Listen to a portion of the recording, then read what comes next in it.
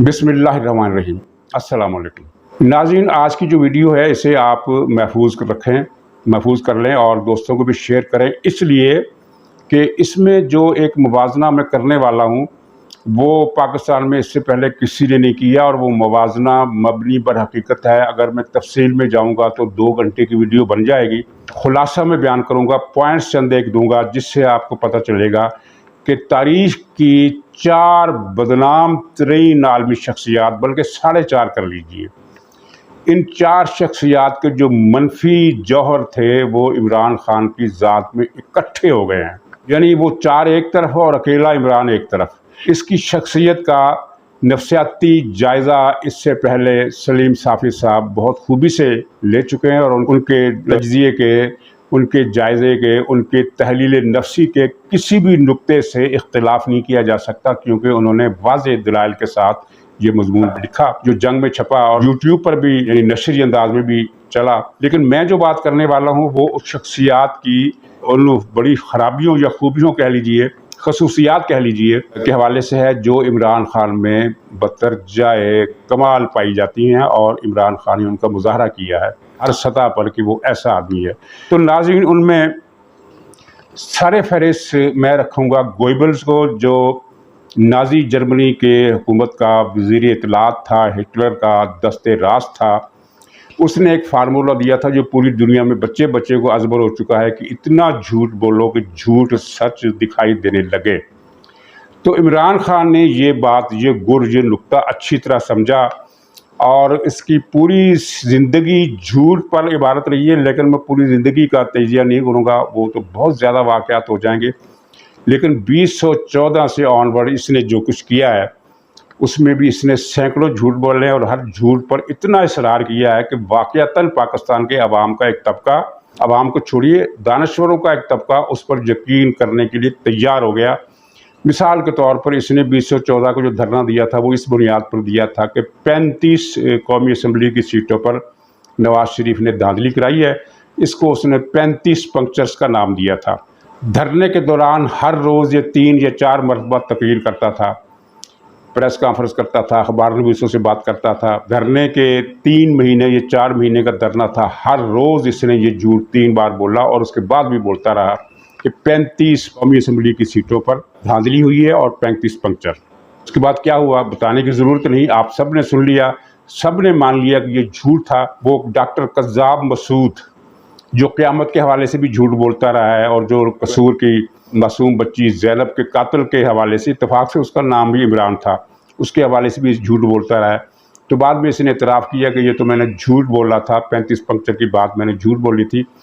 और ख़ुद इमरान खान ने भी कहा, जब ये मसला ख़त्म हो गया और इलेक्शन कमीशन ने तहकीकात भी कराई, तहकीकात में भी ये बात झूठ निकल आई और बाद में इसको हुकूमत मिल गई, तो इसने इस मौके पर किसी सहाफ़ी ने सवाल किया कि ये 35 पंक्चर से क्या मामला था, तो उसने कहा कि वो तो एक सियासी बयान था।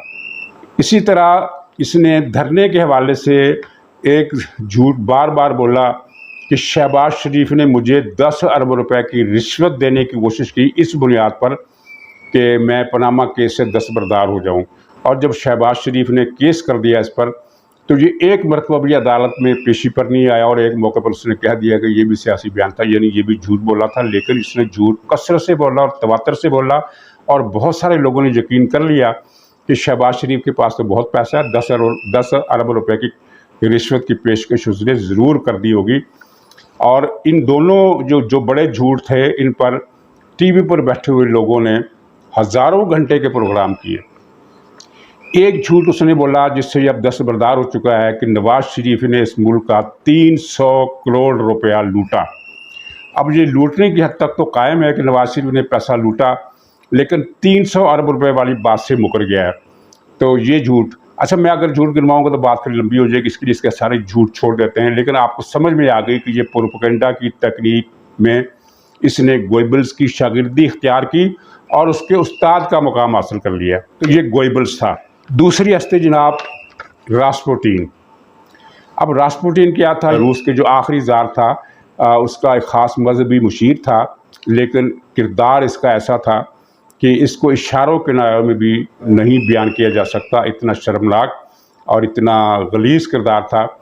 کہ وہ کتابوں میں آپ پڑھ سکتے ہیں کہ اس نے کیا تھا، اس کے بارے میں فلمیں بھی بنی ہوئی ہیں۔ تو جو ریحام خان نے کتاب لکھی ہے اس سے یہ پتہ چلتا ہے کہ یہ راسپوٹین کے بھی پر کاٹتا ہے، یہ اتنی بڑی چیز ہے۔ اور ریحام خان سے پہلے ان بساط یوسف صاحبہ ایک ہوا کرتے تھے جن کا نام اب بہت سارے لوگوں کو بھول گیا ہے۔ یہ 1990 کی دہائی کی بات ہے غالباً، اس وقت انہوں نے ایک کتاب لکھی تھی اور جنگ اخبار کو ایک تفصیلی انٹرویو دیا تھا۔ اس میں ایسی باتیں ہیں کہ میں بیان نہیں کر سکتا کہ میاں سلی کی حویلی میں عمران خان اپنی بیوی کی موجودگی میں کیا کچھ کیا کرتا تھا اور کس طرح کتنی لڑکیاں ہر روز یہ لایا کرتا تھا۔ چھپا ہوا ہے، یہ کوئی سینہ گزٹ نہیں ہے، یہ ساری چیزیں چھپی ہوئی ہیں۔ اس کے علاوہ بھی اس کی زندگی کے بہت سارے لوگ موجود ہیں جو اس کی گواہی دیتے ہیں کہ یہ کیا تھا اور کیا ہے۔ اور یہ پرانی باتیں تو ایک طرف، نئی باتیں کیا تھی؟ نئی ملک مرحوم کیا کیا کرتا تھا، بنی گالہ میں کیا ہوتا تھا، وزیر اعظم ہاؤس کی جب یہ وزیر اعظم بنا تو وزیر اعظم ہاؤس کے چوتھے فلور کو اس نے راجہ اندر کا اکھاڑا بنا رکھا تھا، یا یوں کہہ لیجئے کہ محمد شاہ رنگیلا یا واجد علی شاہ کا عشرت قدا اس نے چوتھی منزل پر سجا رکھا تھا۔ تو یہ تو راسپوٹین کا خلاصہ ہو گیا۔ لیکن راسپوٹین نے جو ظاہری بحروب بھر رکھا تھا وہ تھا ایک روحانی شخصیت کا، یعنی ایک پرائسٹ کا، مین آف گاڈ کا، جو عیسائی عقائد کے مطابق لوگوں کو نیکی کی تلقین کرتا ہے اور اس کے پاس تعویذ گنڈی کی طاقت بھی ہے، روحانی طاقتیں بھی ہے۔ یہ راسپوٹین کا معاملہ تھا۔ تو گوئبلز کا انجام کیا ہوا؟ جب نازی جرمنی کو شکست ہوئی، اتحادی فوجیں برلن میں پہنچی تو اس کو مار دیا گیا، اور یہ راسپوٹین یہ روس کے شہزادوں، زار کے شہزادوں کے ہاتھوں گولی کا نشانہ مارا اور اس کی لاش سمندر میں پانی میں پھینک دی گئی۔ ناظرین، تیسرا کردار جو ہے وہ ہے امیر علی ٹھگ کا۔ اچھا، ٹھگ کا لفظ جو ہے وہ ان دنوں قدرے بے ضرر ہے کہ مثلا کسی نے ایک سیر تولا لیکن اس میں دیا 3 پاؤ، 1 پاؤ کی ٹھگی کر لی، یعنی قدرے نقصان دہ بات تو ہے لیکن اتنی بڑی نہیں۔ لیکن حقیقت میں ٹھگ ایک بہت ہی خطرناک معنوں کا لفظ ہے۔ امیر علی ٹھگ وسط ہند میں 1850 کے آس پاس یہ اس نے ایک گروہ بنایا اور وہاں سے لوگوں کو ڈاکے مارے اور لوگوں کو یہ دھوکہ دے کر لے کر جاتا تھا مسافروں کی رہنمائی کرنے کے بہانے، اور آگر جا کر ان کو رومال کا پٹکا مار کر ایک خاص طریقے سے داؤ مار کر ان کو قتل کر دیتا تھا، ان کی ساری دولت لوٹ لیتا تھا۔ اور ناظرین، عجیب اتفاق کی بات ہے کہ وہ بھی روحانی آدمی تھا، بلکہ روحانیاتی میں کہوں گا، وہ بھوانی دیوی کا پجاری تھا۔ امیر علی ٹھگ کے گروہ میں ہندو بھی تھے، مسلمان بھی تھے، سکھ بھی تھے، لیکن جو بھی تھا، مسلمان تھا یا سکھ تھا یا ہندو تھا، سب کے سب بھوانی دیوی کے پجاری تھے۔ اور صبح واردات پر نکلنے سے پہلے وہ بھوانی دیوی کے درشن کرتے تھے، اس کی پوجا کرتے تھے، اس کی آرتی اتارتے تھے، اور اس کے بعد یہ شگونوں پر چلتے تھے کہ الو کی آواز دائیں طرف سے آ رہی ہے، اس لیے اس طرف نہیں جانا چاہیے، الو کی آواز بائیں طرف سے آ رہی ہے، اب چلے جانا چاہیے، اب آگے بڑھنا چاہیے۔ کبے کی آواز، الو کی آواز، چیل کی حرکت، لوبڑی نکل کر بھاگی، خرگوش نکل کر بھاگا، بلی نکل کر بھاگی، کانٹوں والا چوہا نکل کر بھاگا، سے نکل کر بھاگی، سانپ نکل کر بھاگا جنگلوں میں۔ تو اس حساب سے یہ ڈکیت جو تھے، قاتل ڈکیت، یہ شگون لیا کرتے تھے۔ تو عمران خان میں آپ یہ ساری امیر علی ٹھگ کی خصوصیات، یعنی یہ لوگوں کو رہنمائی کے دعوے پر اپنے ساتھ ملاتا ہے اور پھر ڈکیتی کرتا ہے، وارداتیں کرتا ہے، کرپشن کرتا ہے، لوٹتا ہے، یہ شگون لیتا ہے، الو کی آواز سے بھی شگون لیتا ہے، یہ زندہ مرغیوں کو جلاتا ہے، یہ گڈوں میں سوئیاں چبو کر پھینکتا ہے، اور یہ سارے وہ روحانیاتی عمل کرتا ہے جو راسپوٹین بھی کرتا تھا، جو امیر علی ٹھگ بھی کرتا تھا۔ ناظرین، اسی کے حوالے سے ہٹلر کا ذکر آیا، گوئبلز کا، تو ایک ذکر میں کر دوں کہ ہٹلر کا ایک دست راز تھا کارل اوٹو کوچ۔ یہ مشہور آدمی تھا کسی زمانے میں، اب تو اس کا ذکر بھی نہیں ہوتا، اس پر مقدمہ چلا تھا۔ یہ جو نومبر کی عدالت تھی جو نازی جرمنی کے فال کے بعد قائم ہوئی تھی، اس میں سے سزا ہوئی تھی، تو یہ ہٹلر کا دست راز تھا۔ اس کی بیوی تھی ایلزے کوچ، اور اس کے سپیلنگ ہے ILSE، اور کوچ ہے K کے ساتھ۔ تو اگر آپ اس کو سرچ کریں گے تو مل جائیں گے۔ یہ بھی روحانیاتی عورت تھی، اور یہ اتنی ظالم اور شفاق عورت تھی کہ یہ اپنے قیدیوں کی زندہ حالت میں ان کے پورے جسم کی کھال اترواتی تھی، اس کے سووینیر بنواتی تھی، لیمپ شیڈ بنواتی تھی، بلکہ اس نے انسانی کھالوں سے بنے ہوئے اپنے لیے لباس بھی بنوائے، اور یہ بھی روحانیاتی عمل، تعویذ گنڈے اس طرح کرتی تھی۔ اور ناظرین، آپ کو دلچسپ بات بتاؤں کہ اس کا نام تھا، وہ جو کیمپ تھا اس کو کیا کہتے تھے، بشن والڈ کیمپ۔ की जादूगरनी, विच ऑफ बुशनवाल कैंप, विच यानी चुड़ैल या जादूगरनी। तो यहाँ भी वो जादूगरनी, जादू टूना, रूहानाती अमल और जुल्म अजियत तज़ीब, अजियत रसानी, वो सारी चीज़ें अब आपने ये रिपोर्ट भी सुन ली कि बनी गाला में वो जो खातून हैं जिनको जादूगरनी के नाम से मुखातब किया जाता है, वो अपने मुलाजमों के लिए जल्लाद बनी हुई है। वो रूहानियाती भी है, वो तवीज़ गंडा भी करती है, वो इल्ज़े कोश की दूसरी कापी भी है। नाज़रीन, आखिरी शख्सियत जिसके लिए मैंने लफ्ज़ इस्तेमाल किया, आदा यानी आधी शख्सियत। ये चार तो शख्सियत बदनाम, रुसवाए ज़माना, आलमी सतह की शोहरत याफ्ता हैं। तो जो चौथी शख्सियत है वो आलमी सतह की शोहरत याफ्ता तो हम नहीं कह सकते, इलाकाई तौर पर, क्योंकि असर उसका जो असर रसूख है वो पाकिस्तान और इंडिया के मुसलमानों के एक तबके में कायम हुआ, और जो बाद में उन्होंने अपना अक़ीदा बदल लिया। मेरा इशारा है मिर्ज़ा गुरदासपुरी की तरफ। उसके भी सारे दावे वही थे जो इमरान खान के हैं कि मैं अमर बिल मरूफ हूँ, मैं हक हूँ।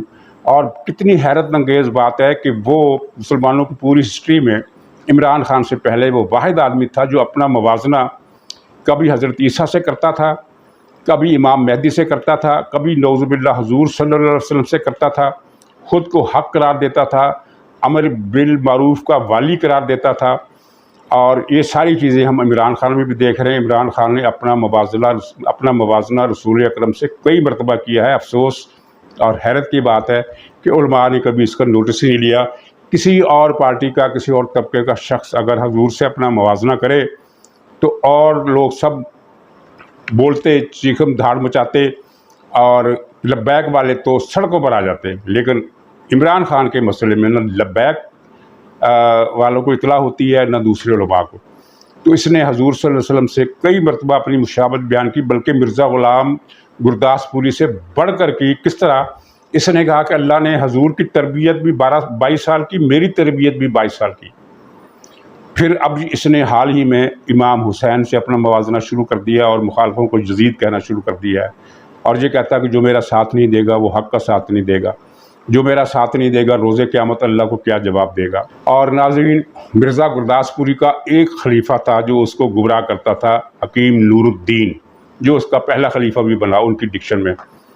तो वो गुमराह करने से मुराद ये है कि वो इसको बताता था कि आज ये वही लेकर आओ। फरिश्तों के नाम भी सुना है, उसी ने रखे थे, टीची टीची फलाना ढिमकाना, जो मिर्ज़ा ग़ुलाम मोहम्मद के दावे के मुताबिक उस पर नाज़िल होते थे। तो मौजूदा जो हमारा ये जो रोल मॉडल है, जो इन पाँचों का 4.5 शख्सियत का खुलासा है, इसके भी 2 खलीफे हैं। एक तो वो खलीफा है जिसने बशारती ख्वाब गढ़े और कहा कि फ़लाँ को हुजूर, फ़लाँ की तकर्री हुजूर ने फरमाई। बाद में उसी के बारे में कह दिया कि दरअसल उसने तो तौहीद रिसालत की थी, और वो उसी ने ये इसको पट्टी बढ़ाई कि नबूवत का दावा कर दो। और दूसरा वो मौलवी है, दरबारी मौलवी, जिसने अरबों रुपए की करप्शन की और अब एक वो कपड़ों का कारखाना लगा लिया है, क्या उसको कहते हैं, फैशनेबल ब्रांड। तो उसमें जो हज़ारबंद है वो 5,000 रुपये का मिलता है, यानी दौलत की हवस में अंधों से ज़्यादा अंधा हो गया है। तो ये 2 मौलवी इसके खलीफे हैं, एक हकीम नूरुद्दीन सीनियर कह लो और एक हकीम नूरुद्दीन जूनियर कह लो। अब आपकी मर्ज़ी है कि इन दोनों में से किसको हकीम नूरुद्दीन सीनियर कहना है और किसको हकीम नूरुद्दीन जूनियर कहना है। बहरहाल ये दोनों इसके हकीम नूरुद्दीन हैं, और ये सारी पट्टियाँ उसको यही पढ़ाते हैं कि अब ये दावा करो, अब वो दावा करो, तुम तो नबी हो, नबूवत का ऐलान कर दो, तुम नबी से कम नहीं हो, नौज़ुबिल्लाह, इस तरह की बातें इसको पढ़ाते हैं। तो लेकिन दरअसल इन लोगों ने इनको मरवा दिया है, इमरान खान को। और अब इमरान खान के बारे में मैं आपको एक हरफ़े फैसल बता दूं कि जो लोग ये कह रहे हैं कि ये भुट्टो की तरह, नवाज़ शरीफ की तरह ये भी दोबारा आ जाएगा, तो दोनों, इस तीनों में फ़र्क है। भुट्टो और नवाज़ शरीफ दोनों सियासतदान थे, बेशक दोनों आमरों की पुष्टपनाही से, उनकी आशीर्वाद से सियासत में आए थे। भुट्टो अयूब खान की आशीर्वाद से और नवाज़ शरीफ ज़ियाउल्लाह की। लेकिन बाद में इन्होंने अपनी शनाख्त सियासतदानों के बल पर अपने तौर पर, अपने बल पर बनाई और इस्टेब्लिश किया ख़ुद को कि ये इंडिपेंडेंट सियासतदान हैं, जिन्होंने बालाई ताकतों को चैलेंज भी किया। इमरान खान को तो मुसल्लत किया गया आरटी सिस्टम बिठाकर। वो जनरल पाशा, जनरल हमीद गुल, जनरल ज़हीरुल इस्लाम, जनरल फैज़, इन लोगों ने इसे सहारा देकर हुकूमत दी, और उसकी हुकूमत चलाई भी दूसरों ने। اس کی حکومت اس نے خود نہیں چلائی، دوسروں نے چلائی. پی ٹی آئی والے خود کہتے ہیں کہ ہم وزیر اعظم ہم تھے اور لیکن حکمران کوئی اور تھا، تو یہ اس کو چلایا گیا. اور اب جب یہ حکومت سے برطرف ہوا تو یہ ان کے بھٹو کے اور نواز شریف کے چیلنج کرنے کے انداز میں اور ان کے اس کے انداز میں فرق آپ کو نظر آ گیا. وہ عوام کے بل پر سیاست کرتے تھے، یہ ابھی تک یہ کہتا ہے کہ نیوٹرل جو ہے وہ نیوٹرل نہ رہے تاکہ میں واپس آ جاؤں، یعنی نیوٹرل مجھے پھر سے لے آئیں. یہ نہیں کہتا کہ میں عوام کے بل بوتے پر آؤں گا، یہ کہتا ہے کہ نیوٹرل جو ہیں وہ اپنا کردار بدل ڈالیں. پرسوں اس نے جاوید چودھری کے پروگرام میں کیا کہا، اس نے کہا کہ اگر نیوٹرل حضرات اتحادی جماعتوں کو فون کر دیتے کہ عمران خان کا ساتھ نہیں چھوڑو تو میں آج بھی وزیر اعظم ہوتا. یعنی اس کی سیاست امید اور فیوچر کا اب بھی 100% انحصار اس بات پر ہے، اس امید پر ہے کہ نیوٹرل مجھے پھر گود میں لے لیں. عوام کی طاقت پر یہ حکومت میں آنے کا اس کے پاس کوئی لائحہ عمل نہیں ہے اور نہ ہی اتنی طاقت. تو ناظرین اجازت دیجیے، انشاءاللہ اگلے ولاگ میں کل پھر ملاقات ہوگی، تب تک کے لیے خدا حافظ.